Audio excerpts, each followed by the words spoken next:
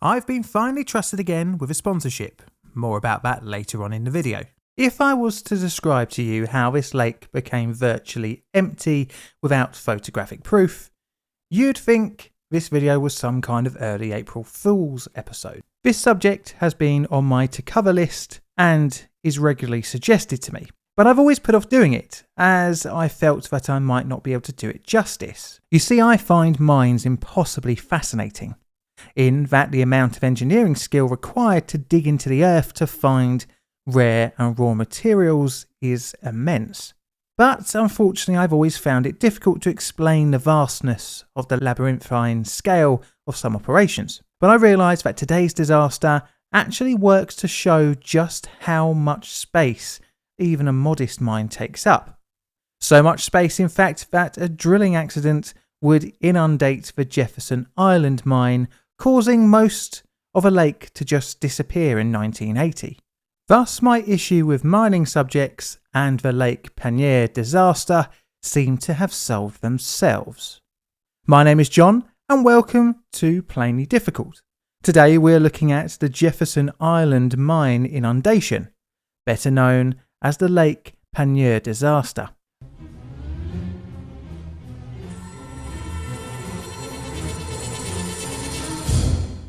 It's now time to talk about my sponsor, Private Internet Access VPN. VPNs are pretty much essential nowadays, especially if you value your privacy.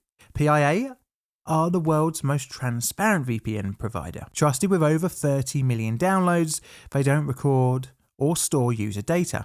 But apart from the security aspects, which are pretty important, PIA works with all major streaming sites, which means if you want to watch a show that's region locked, you can change your location and watch the shows and films you want to your heart's desire. But John, what about if I live in the United States, I might hear you say? Well, did you know PIA has over 50 servers in 50 states? Need to look like that you're surfing the web from Oklahoma for whatever reason? They've got an IP for that. Do you need to visit a website that can only be accessed within Alaska's borders? They've got an IP address for that too. This is pretty handy for me and my research for this channel. For some reason, some news organisations don't like us Brits going on their websites. Why is this so important? With IP addresses available in all US 50 states, you will avoid sporting event blackouts if your state's local network opts out of the rights to televise a game, be able to access local websites which are blocked outside of state borders, including local news stations and online banking details.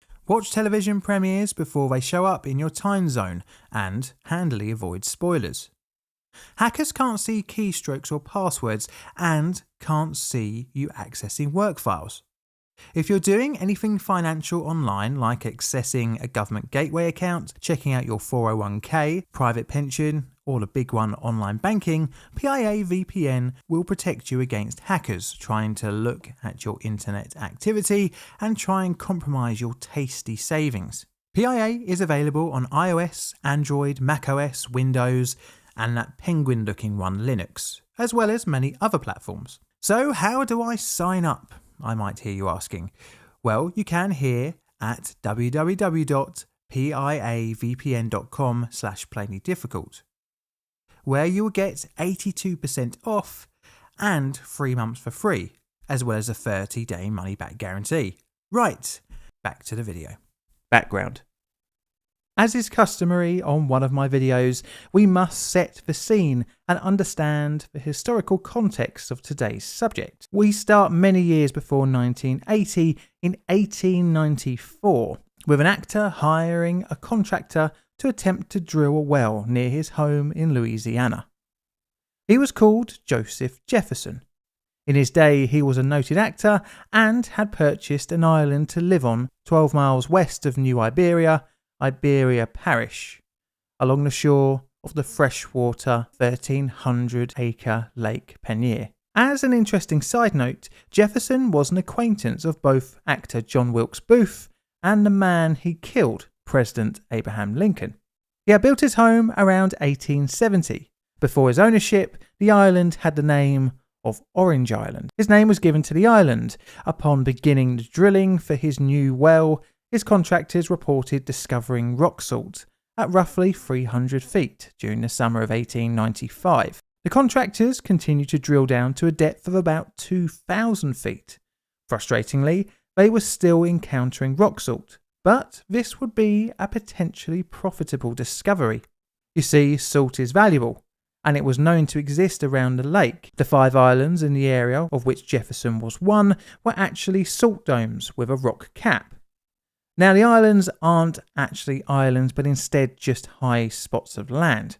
Jefferson would die in 1905, and just over 10 years later, the island would begin to be used for its valuable salt below. In July 1919, 2 men drilled multiple holes all over the island to map the salt dome. In October of 1919, Jones and Bayliss, the men who had investigated the island in June, organised the Jefferson Island Salt Mining Company. After a failed attempt to dig out a shaft in 1919, the company attempted to dig a second shaft, but issues with water ingress would delay the project by another 2 years. Over the coming years, the operation grew of a pillar and chamber method of excavation. This method is very common in the industry and involves mining a grid pattern, leaving pillars behind supporting the mine's roof. Initially, the complex of tunnels were made up of an 800-foot deep level, and by the 1930s, production had boomed to over 200,000 tonnes of rock salt per year. The chambers were 90 feet high and 75 feet wide. The mine was extended with a new level, 1,000 feet deep, with an incline in 1940. Instead of chamber and pillar, a shrinkage method was used on this level, with the salt mined in horizontal slices from bottom to top. The remaining chambers on the 1,000 feet level were 100 feet high by 65 feet wide and were lined up below the chambers of the 800 feet level. In 1957, the mine was sold to the Diamond Crystal Salt Mine Company, and operations continued, increasing production. The mine was extended with a 1,300 feet deep level and an air shaft in the early 1960s. And in the 1970s, a 1,500 feet level was added. As the 1970s came to a close, the mine had a roughly 290 strong complement of staff. The site worked 8 hours per day, 7 days a week. The extracted salt was transported away from the lake via barge along the Dow-Canberra Canal and the Intercoastal Waterway. But the Diamond Salt Crystal Mining Company wasn't the only show in town when it came to digging around Lake Peigneur. And here we are introduced to the other participant in our story, and I'm sure you'll probably know the name.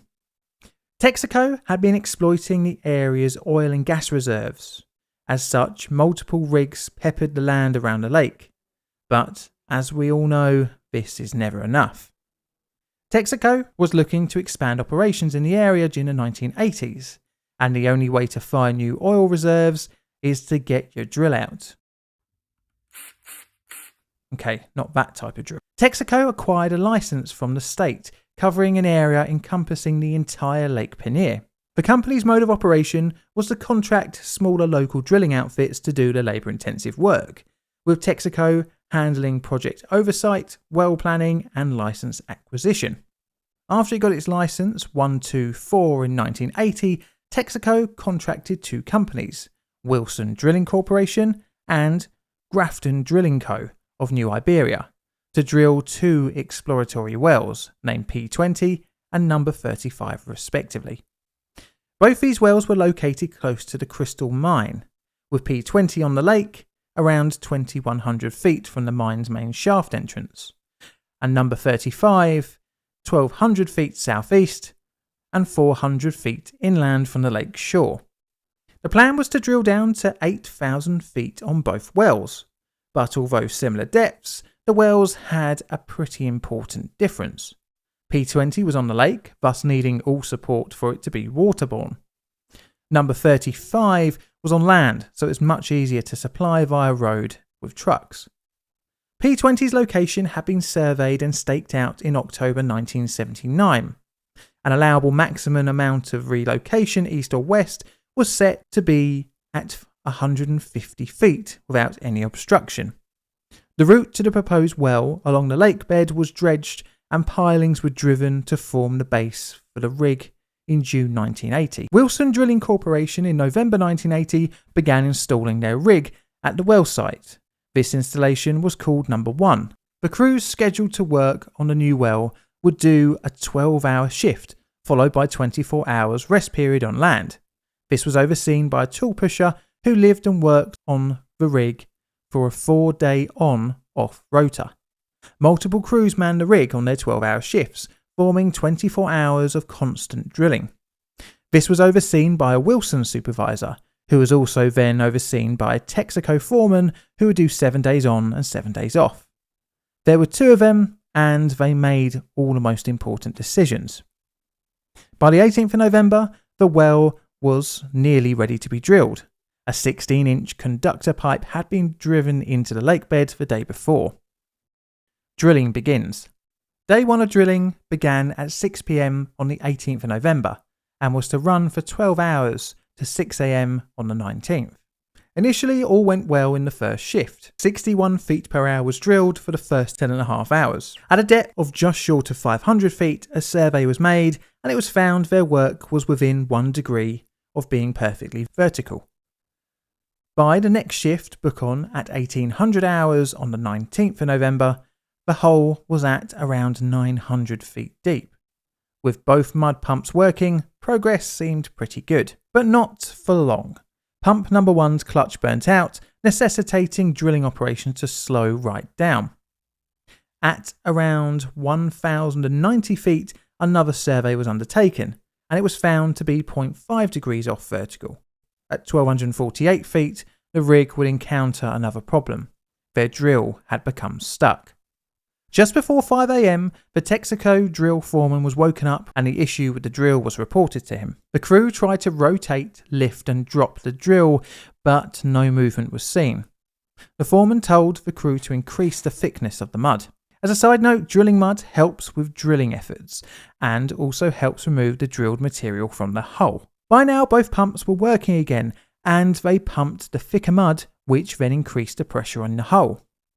The load indicator started to show a heavier weight than the 78,000 pounds on the drill bit. It climbed to 240,000 pounds. The wire on the drill bit was slackened off, dropping it to a much more acceptable 40,000 pounds. This relief was short-lived as the weight climbed again to over 100,000 pounds. The next crew took over at 5:45, and not long after, a rather worrying sound rumbled from the rig. Much to the confusion of the crew, the weight of the drill bit rose further to a massive 400,000 pounds, aka the weight of donuts I would like to eat in one go. The confusion would move over to worry as the rig began to tilt. Texaco and the drill company, Wilson's, were notified of the now bizarre situation. Both companies decided on an attempt to level the rig. Apparently, it's not uncommon for the pilings to slip, thus making a platform uneven. The rig continued to lean. Seeing this as definitely not normal, the foreman ordered all crew to abandon the platform. The crew cut loose the barges that were moored to the rig in an effort to try and save the equipment aboard. At roughly 7:25 in the morning, the rig overturned and began to sink. Eyewitnesses were shocked to see the rig completely disappear below the waterline, something that shouldn't have even been possible, as the lake at its deepest point was only around 12 feet. Well, where do you think it might have gone? The mine inundation. Whilst the leaning rig was being abandoned, miners at the Crystal Salt Mine were just beginning their shift. Obviously, they didn't know about the impending disaster that would interfere with their plans for the day. 48 workers were on site, and leading up to 8 a.m, they were spreading out amongst the various levels of the mine. On the 1,300 foot level, worker Junius Gaddison was collecting electrical equipment. He noticed something that no one in a mine wants to see: a 2-foot high torrent of water approaching him. He raised the alarm and evacuation of the mine began, with men being hoisted to the surface in a lift. Wilfred Johnson, on the 1,500 foot level, went up to the 1,300 foot level to investigate the water, but was soon forced to escape by the ever-increasing deluge. The evacuation went pretty smoothly, with one of the foremen using a pickup truck to pick up workers in the deeper, more extreme regions of the mine. By 9 o'clock in the morning, everyone was clear. It was an absolute miracle that no one in the mine or the rig lost their lives. Although no one was lost, a whole lake was having a go at trying to disappear though. A 1/4-mile wide whirlpool formed over the rough location where the rig was. It sucked a tugboat, a string of barges and 2 Texaco oil rigs into the abyss of water. 2 boaters on the lake managed to power their boats to shore, just showing again the sheer luck of everyone involved. Over the next 3 hours, the entire lake disappeared into the mine.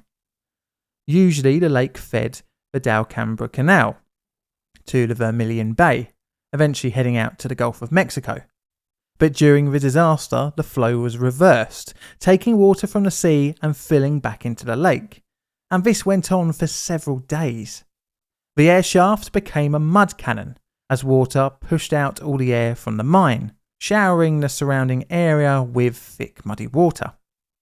Nearby residents were evacuated and personnel from the Iberia Parish Sheriff's Office, the Louisiana State Police, the Vermilion Parish Sheriff's Office, Delcambra Police and the State Wildlife and Fisheries Department was drafted in to help with a growing amount of people becoming displaced. Eventually the water pressure would equalise and of the 11 barges that had disappeared into the whirlpool, 7 returned to the surface. As an interesting side effect, the salt content of the lake actually increased, but not from the mine, but actually the backfilling of seawater from the Gulf. This would also change the local ecosystem. Aftermath. Although no one died, 3 dogs were reported killed, but the big question was how did a well-established mine get breached by a pretty well-established drilling company? Clearly something went wrong. We can likely rule out coincidence as the drill on the rig got stuck between 1,200 and 1,300 feet deep. Funnily enough, it was the 1,300 foot level of the mine that failed. The timeline of the rig sinking and the inundation also pretty match up fairly closely. Clearly this points that the 2 events were actually one. Interestingly, the mine had been suffering subsidence for at least 10 years leading up to the inundation. The instability of the mine was being actively monitored. Assuming the maps were correct and Texaco was drilling in the correct location, disaster still could have resulted, because you don't even need to physically pierce the mine. Just weakening an area around it is enough to cause structural failure. Like if you went to the beach and tried to dig a hole in the wet sands, the sides just keep on crumbling.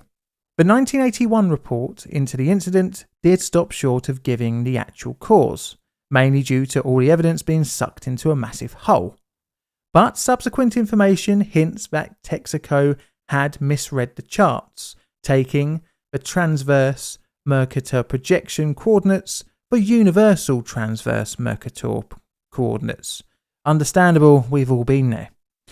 This seems the likely cause, as they were not expecting to have to dig into the salt dome, which was the same thing the drill bit got lodged into. Although no official blame was put on Texaco, we can guess this was the widely accepted cause, as the company would be the one to stick their hands in their pocket. And they must have been deeper pockets than mine, as contractor Wilson Brothers and Texaco paid out $32 million to the Crystal Salt Mining Company, as well as a further $14 million to a local botanical garden, which was also damaged in the inundation. Thank you for this video sponsor, PIA VPN. Check it out at www.piavpn.com/plainlydifficult, where you will get 82% off plus 3 months for free and a 30-day money-back guarantee. Signing up via the link really helps out the channel as well as your internet browsing delights.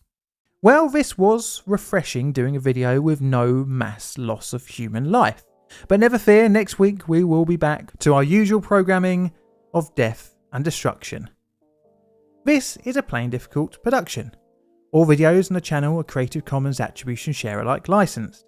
Plain Difficult videos are produced by me, John, in a currently warm southern corner of London, UK. I'd like to thank my patrons and YouTube members for their financial support, And also, if you'd like to see hints and photographs of future videos, then you can by checking me out on Twitter. And all that's left to say is, Mr. Music Man, play us out please.